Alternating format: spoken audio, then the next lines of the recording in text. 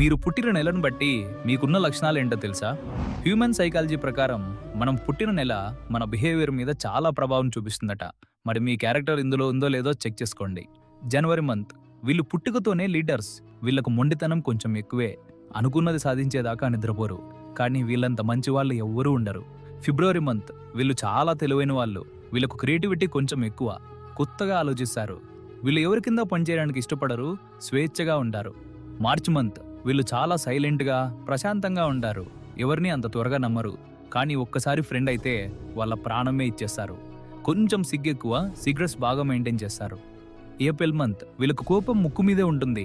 కానీ ఆ కోపం నీటి మీద రాతలాంటిది, వెంటనే చల్లారిపోతుంది. వీళ్ళు చాలా యాక్టివ్గా ఉంటారు. ప్రేమలో చాలా నిజాయితీగా ఉంటారు.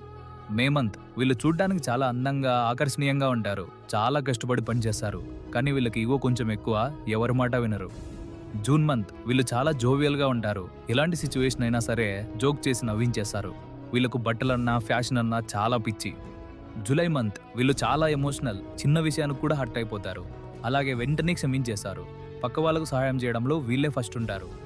ఆగస్ట్ మంత్, వీళ్ళకి యాటిట్యూడ్ కొంచెం ఎక్కువే. నలుగురిలో స్పెషల్గా కనిపించడానికి ఇష్టపడతారు.